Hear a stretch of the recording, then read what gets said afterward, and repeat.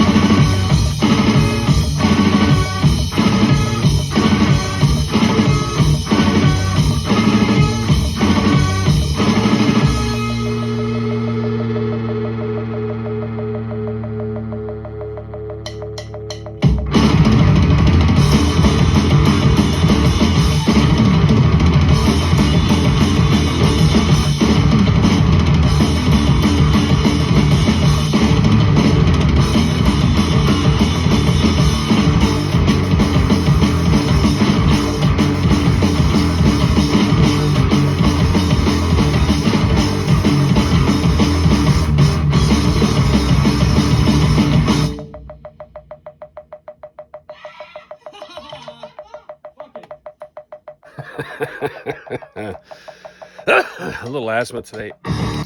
Oh, a little asthma today. So that's fun, eh? It's fun building these tempo maps.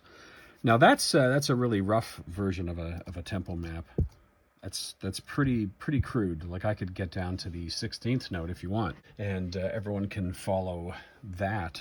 But I like to make it a little bit cruder so that I can fix a note or two here and there that I always felt like I made that mistake in the studio, and had we not been more dedicated, more focused on this music style, which takes an incredible amount of energy, especially on the drummer's part. It's not easy for the guitar or bass either. But it's not only is it's like Olympic level sprinting basically, but there's also the massive time thought process in this one. I can't even tell you the time signatures other than it's written as pretty much in quarter notes and then eighth notes. So there's quarter note bars, and then there are eighth note bars that kind of go 1 2 3 4 5 1 2 3 4 5 6 1 2 3 4 5 1 2 3 4 5 6 7 1 2 3 4 5 1 2 3 4 5 6 1 2 3 4 5 1 2 3 4 5 6 7 8, and then you wait for an indeterminate amount of time, and then I count it in again. 1 2 3 boom do da do da do da do da do. Right, so it's crazy music. Anyway, the song is called Pests, and it's from the Vent sessions. This is post Smack, and I think this one's gonna go on the album too. That's the triple vinyl of the, where the fuck is it? I fucking lost it again. Hang on a second. Here it comes. All right, there it is. Oh yeah. Smack meets Vent. Now, Smack really came from myself and Zach, who were doing also Slam magazine. Do I have one? Where's the Slam magazine? Fuck, where are they? They're in here somewhere. Is there a Slam in here? Where is it? Where's the fucking Slam magazines? They're in here somewhere. I'm gonna find a Slam. Hang on a second. Okay, I don't know where they are. Zach, send me a fucking Slam magazine. Is there one up here? This is all random Smack materials. As you can see, it's a bit of a nut house. There's some drum instructionals that I don't do because I'm too busy editing. All right, okay. Found this bin. Matt, could you ask Zach to check my fuse? Oh yeah. There you go. Warning, public advisory, explicit truth and sarcasm. Not to be read by the weak-minded. Yeah, right. We were all pretty weak-minded, I think. So dark. So dark. Now this is the big version, and this font must be like font size of like 10 maybe. So the original size was like this. So maybe 8, maybe a font of 8. Look at this Prose of Poetry's page, the political page, let's see, the review, property of Mad Matt. That's nice of Zach. So as you can see, Mad Matt, that's who I went by as producer for the Smack album. This is Slam issue number 3, March 1995. Okay, so this is the first band review because Zach had taken the first 2 issues and actually gone to a zine conference and handed them out. And so this band, Krug, they don't have an umlaut, so I assume it's Halfhead, Omaha, Kid, Pisey. Anyway, this is a ridiculous review, and this is the type of humor. I don't know if you can read that. Ridiculous. And there is my, this is my first, I think it's my first crackhead. What does he say? Help me up, asshole. Please. Oh, come on, please. Thank you. Fuck you, loser. That's the idea of crackhead.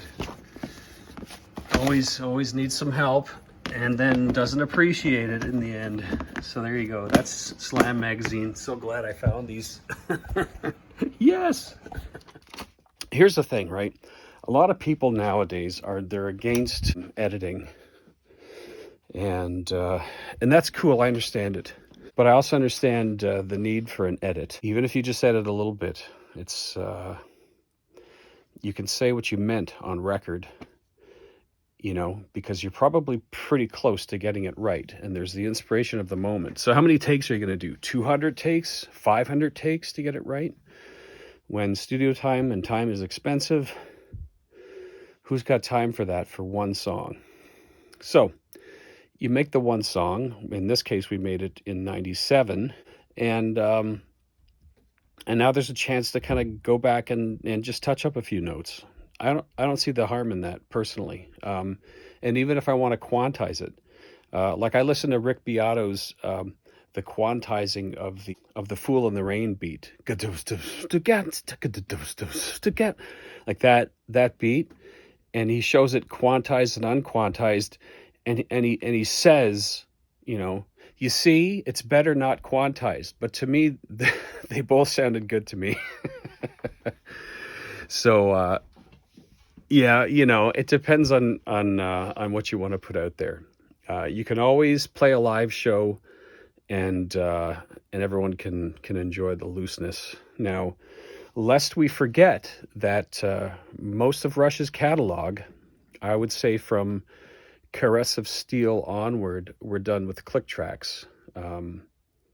because I did meet Terry Brown and I asked about that and their technique. And they did a tape splicing technique by using click tracks and inserting leader tape at the end of where they wanted to punch, right? So they leave the kick drum intact of the next bar. And then Neil would play from a punch-in point, because typically the machines of that day would punch in faster than they would punch out. So he would just scientifically think about the take, listen to it, get Neil ready to fix a section or two, and he would create an edit and put a bunch of leader tape before the next kick drum. And I think at that time you could cheat the machine into going into a stop mode when it sensed leader tape. So there was a way to do that. I don't know if they did that, but I knew there was a way to do that. But I don't know what that way is, because I never did it. So Rush was cheating the whole time, right? Using clicks and punching in and out. Okay. Now, when I was doing the vent sessions, there was no engineer on duty who had those kinds of skills. I had Zach and Chris running the tape machine, but generally, yeah, like you'd have to have a highly skilled engineer at the helm. So no one was really at the helm other than, I think I had Chris just hitting record, to start a new take. So Pests, we punched in before that second count in. There's a bridge section with a huge gap in it. So we did punch in. So this is essentially 2 takes together, but that's it. And I'm going to do a little cleanup because, if I was Neil Peart, I would want to play it one more time better, that section, just because some of the parts are hard to transition until you've rehearsed them about 10,000 times, right? We don't have 10,000 times of time to get one 2.5 minute song right. So I'm going to fix it. I'm going to fix that shit. And you should fix it too, because what's on record is there forever. And if something really bothers you, just fix it, I mean, don't be a jerk about it. And, but you have to decide on what your doctrine is. If you like it tight and right on to the click, then do it right on to the click. Play as best you can to the click, and then edit the crap out of it if you want. There's nothing wrong with that. Same with auto-tune. There's nothing wrong with it. It's another musical tool. Just use it if you want. It's another form of art, basically. You can always just go jam at your local pub, and you will get all your loose yayas out. Now, jazz and blues, different story, except in the case of John Spencer, where they did some experimentation on, which record is it? They have a song called Fuck Shit Up or something like that. Fucked Up, Fuck Shit Up. And on that song, they grab samples of themselves and kind of boot them around and kind of ridiculously over-engineer bits of it. And so stuff's popping in and out. It's still bluesy. It's still got that, I guess that R&B / blues / hard rock / punk sound that John Spencer and the Blues Explosion are known for. So I would say that Pests falls into the category of an open take where I'm just going to fix a few things. It's 2 takes, essentially, because we did punch in from the hole in the middle, and where I counted it in again. And we played that to the end. And I can hear some of the mistakes. At one time I go on the tom rim for one of the fills. So there's probably 2 of those in there that I do want to fix up. I just think it sounds better. And my intention was not to play my intention was to play the tom correctly. So I'm going to use my sense of intention.